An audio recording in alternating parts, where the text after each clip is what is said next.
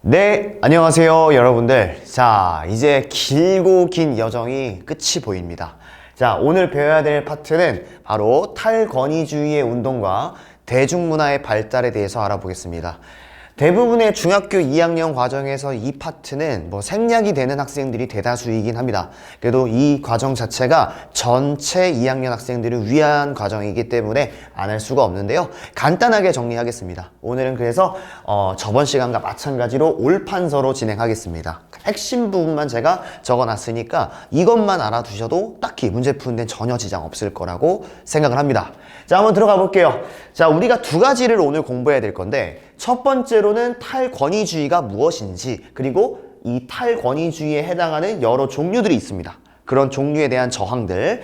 그 다음에 두 번째로 우리가 공부해야 될 건 이 대중사회가 무엇이고, 그 다음에 거기에서 파생된 대중문화가 무엇인지 우리가 알아보는 시간을 가져보고 마치겠습니다. 자, 먼저 여러분들 이 탈권위주의에 대해서 알아볼 필요성이 있습니다. 탈권위주의가 뭘까요? 여러분 한번 생각을 해보세요. 탈권위주의. 탈이라는 게 뭔가 탈출하다 할 때 그 탈이에요. 그죠?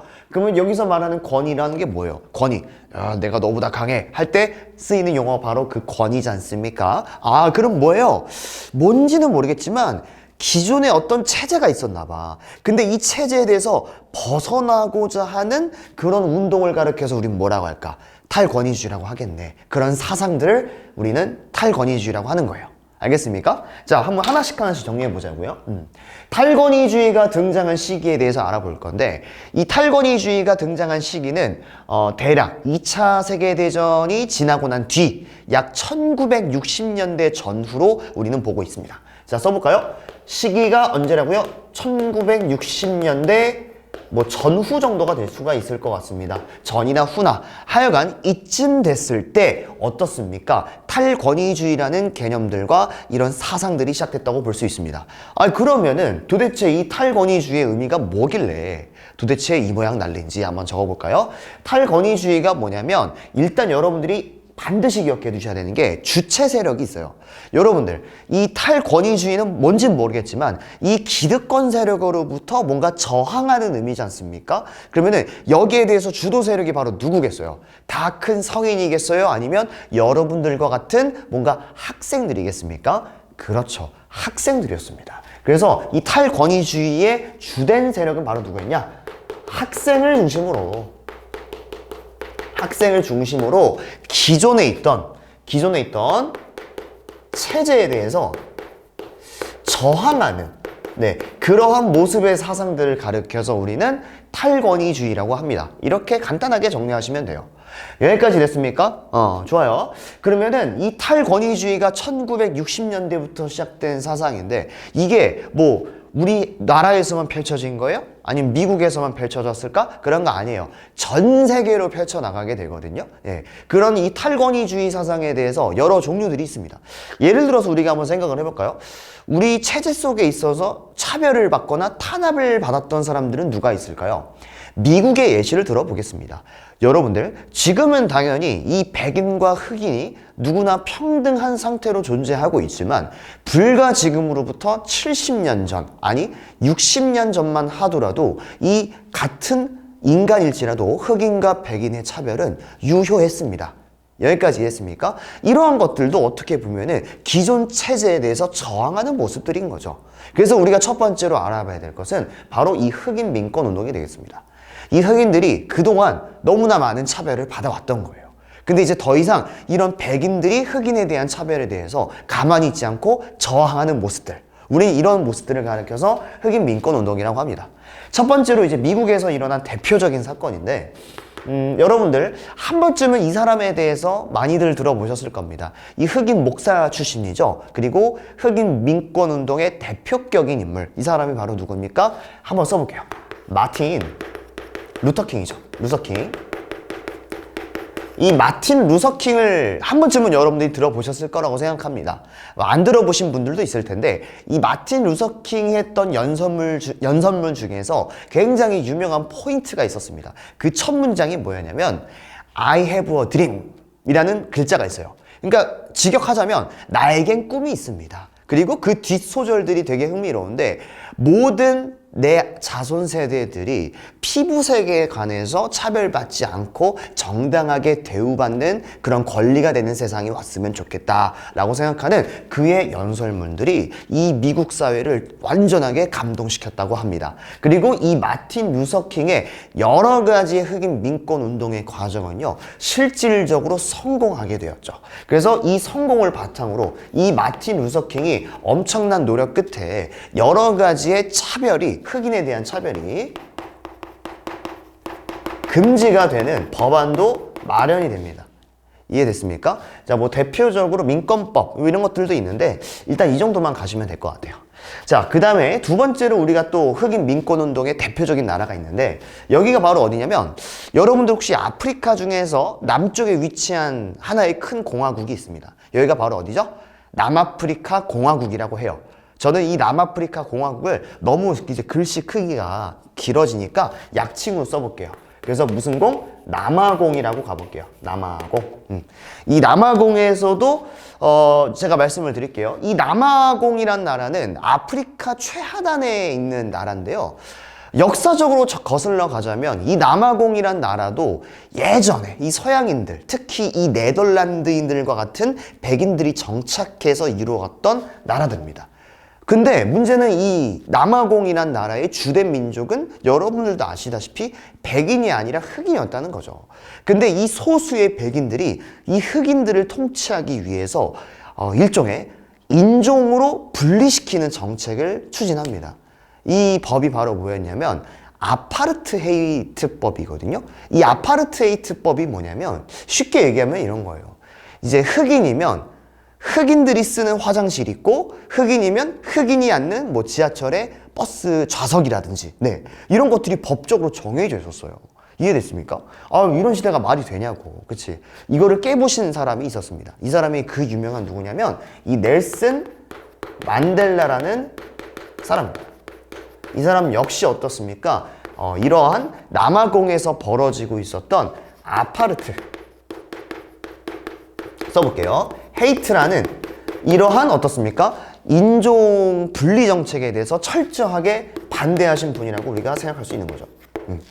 실제로 성공을 했고요. 이 정도로 정리해서 우리는 흑인 민권 운동에 대해서 알아볼 수가 있었어요. 자, 그다음 이제 두 번째로 또 알아보자면 학생 운동도 예시를 들 수가 있습니다. 이 학생 운동 같은 경우는 마찬가지로 이 1960년대에서 전개된 탈권위주의 운동 중에 하나인데요. 대표적으로 어디에서 먼저 시작됐냐면 프랑스에서 시작됩니다. 여러분들이 이 프랑스라는 나라가 우리 세계사를 공부했던 친구들은 알겠지만 이 시민혁명의 단초가 되는 나라 아니겠습니까? 그죠? 피는 못 속인다 이거야. 이 프랑스인들을 중심으로 특히 대학생들을 중심으로 민주화 요구가 거세지기 시작해요. 그래가지고 특히 이 68년도가 되면은 이 학생들의 운동이 최절정기에 이르게 되거든요. 그래서 우린 이 시기를 그냥 고유 명사처럼 68년에 일어난 학생 운동이다 혹은 혁명이다 라고 해서 68혁명 혹은 뭐 68 운동이라고도 합니다. 그러니까 어렵게 생각하지 마시고 여기서 말씀드리는 68이라는 뜻은 1968년에 발생된 학생 운동이다 이렇게만 기억해 두시면 될 것 같아요. 그리고 이 학생 운동은 프랑스에서만 끝난 게 아니라 전 세계 각국에 영향을 끼칩니다. 뭐 미국이든 영국이든 심지어는 일본까지도 영향을 끼칠 정도로 이 학생 운동의 열기는 대단했다고 보여집니다. 여기까지겠습니까? 자, 그 다음 마지막으로 또 이 불합리하게 차별을 받았던 계층들이 있었죠. 이게 바로 누굽니까? 이 여성들이죠. 이 여성들은 엄밀히 말하면은 2차 세계대전, 아니 1차 세계대전 이후부터는 사실상 이 남녀에 대한 보통선거법이 확 시정이 되면서 법적으로는 이 여성에 대한 차별이 없어졌지만 관습적으로, 우리 문화적으로도 여전히 전 세계 각지에서 여성에 대한 차별이 있었고요. 그 과정에서 이 여성들이 주축으로 해서 시민단체들을 만들고 그리고 조직적인 여성운동을 통해서 이러한 여성운동이 전개된 시기도 바로 이 시기라고 정리할 수 있겠습니다. 여기까지 정리됐습니까? 좋습니다. 자, 그러면 오늘의 마지막이 되겠는데요. 대중사회와 대중문화에 대해서 공부할 거예요. 자, 먼저 이 대중사회에 대해서 좀 알아볼게요. 여러분들, 이 대중이라는 뜻이 뭐죠? 제가 지난 시간에도 간략하게 이야기했을 텐데 대중의 뜻이 뭡니까? 대중이 뭐예요? 소수가 아니라 우리가 알 수 없는 불특정 다수를 우리 대중이라고 하지 않습니까? 그죠? 한마디로 다수라는 거예요, 다수. 이제는 이 대중이라는 뜻은 그동안 이 문화라는 개념은요, 20세기 전의 문화라는 거는 이 기득권 세력, 그리고 뭐 귀족 세력, 이런 특혜 세력들만이 점유할 수 있는 수단이었어요. 근데 이런 문화적인 것들이 이제는 불특정 다수에게도 전달이 되고 있다는 과정이죠. 그래서 파생된 게 대중문화 아니겠습니까? 자, 한번 볼게요. 대중사회부터. 자, 대중사회. 이제 불특정 다수가 공유하고 있는 사회가 등장한 시기가 언제부터일까요? 한번 적어볼까요, 우리 친구들? 적어도 약 2차 대전 이후라고 우리는 설명할 수 있습니다. 1차 대전 아닙니다. 2차 대전이에요. 자, 2차 세계대전 이후부터는 뭐 이제부터 우리가 비로소 불특정 다수인 대중사회가 이제 진입되었다라고들 평가를 많이 하는데요. 대표적인 배경으로는 이런 것들이 있습니다. 뭐가 됐냐면 이때부터는 보통선거가 확립이 돼요. 보통선거라는 게 뭡니까? 일정 연령 이상의 남녀에게는 선거권을 가지는 거 아니겠습니까? 이런 보통선거권이라는 이런 포용성과 그 다음에 이때 당시의 보편성 덕분에 결국은 이런 대중사회가 도래됐다라고 우리는 볼 수가 있는 겁니다. 어렵지 않습니다. 자, 그럼 오늘 마지막으로 이 대중문화하고 이번 시간 마칠게요. 어때요? 진짜 할 거 별로 없다니까? 자, 대중문화 한번 보겠습니다. 그럼 대중문화의 뜻이 뭐야? 아니, 대중들이 누리고 있고 그리고 혜택을 보고 있는 과정, 이게 다 대중문화 아니겠습니까? 그런 생활 양식들을 가르쳐서. 자, 이 대중문화가 어떻게 해서 등장했는지 보자고요. 자, 대중문화가 등장하게 된 배경, 즉 대중문화가 완전히 자리 잡을 때까지는 이것이 엄청난 큰 영향을 가져다 줬습니다. 그럼 이것이 도대체 뭘까요? 바로 뭐가 되겠습니까? 써보세요. 대중매체입니다. 대중매체. 대중매체가 뭡니까? 쉽게 말씀드리면 TV, 뭐 라디오, 텔레비전, 심지어는 뭐 인터넷, 이런 것들이 다 뭐겠습니까? 대중매체가 되는 겁니다. 한마디로 이 대중들에게 대규모로 편성된 이런 지식들을 동시로 전달할 수 있는 그런 매체들을 가리켜서 대중매체라고 하는데요. 이 대중매체가 형성되는 과정을 좀 알아보면 좋을 것 같아요. 자, 첫 번째로 우리가 기억해 줘야 될 게 대중매체의 최초라고 보여질 수 있는 게 바로 라디오가 되겠습니다. 라디오. 이 라디오가 1920년대, 지금으로부터 약 100년 전이네요. 100년 전부터 이제 라디오가 전 세계 각지로 보급이 되기 시작했고요. 라디오뿐만 아니라 이제 뭐가 등장했다? TV나 뭐 영화 같은 것들도 이제 어떻습니까? 등장하기 시작한 거죠. 그리고 이제 20세기 중반 이후부터는 자, 계속적으로 이 대중문화의 파급력이 높아지기 시작합니다. 그러다가 최근 들어서 이제 한 1990년대 이후부터는요, 이것이 또 등장하죠. 대표적인 대중매체 뭐가 되겠습니까? 여러분들도 이거 사용하잖아. 무슨 터넷? 그렇죠. 인터넷도 등장하게 되는 거죠. 인터넷이 아닌데 저 왜 이러죠? 인터넷. 이해되시죠? 여러분들? 이렇게 해서 인터넷이 등장하게 되면서 결국 이런 대중문화가 엄청나게 빨리 성장하고 있는 모습입니다. 현재 우리가 살고 있는 2022년에도 어떻습니까? 이 인터넷의 발달로 인해서 대중문화는 정말 빠르게 변질되고 빠르게 변화하고 있습니다. 여기까지겠습니까, 우리 친구들? 좋아요. 바로 문제 풀고 이번 시간 마치면 될 것 같아요. 자, 한번 볼까요? 문제풀이 1. 자, 미국 흑인 민권 운동을 전개한 사람. 이 사람이 바로 아까 쌤이 이야기했죠. 여러분들, 아파르테이트가 아니라, 그런 인종 분리 정책이 아니라 누가 된다? 마틴 루서킹이 된다. 써볼까요? 마틴 루서킹이 되겠습니다. 참고로 이 마틴 루서킹은요, 여러 가지 비폭력 운동을 전개해요. 대표적으로 이제 워싱턴 대행진이 될 수 있는데, 이거 알아두시면 좋을 것 같아요. 좋습니다. 뭐 그렇게 어렵지 않고요. 그 다음 문제 한번 풀어보겠습니다. 자, 그 다음 문제는 뭐가 되냐? 자, 보겠죠. 넬슨 만델라라는 사람은, 이 사람은 어느 나라 사람이야? 아이고, 남아공 사람이라고 했잖아. 이 넬슨 만델라는 자, 무슨 정책? 이 남아공에 정말 나쁜 정책이 있었잖아. 그게 바로 뭡니까? 아파르트, 이 헤이트 정책이 있었죠. 이 아파르트 헤이트 정책에 저항해서 이런 인종차별에 저항하는 모습들을 보여줬다는 거 기억해 주시면 될 것 같아요.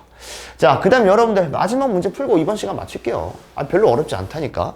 대중문화가 소수야, 다수야. 그치? 다수잖아. 어떻게 소수겠어. 대중문화는 다수의 사람들이 쉽게 접할 수 있는 것이고, 무엇의 보급으로 대중문화 전파가 시작되었다?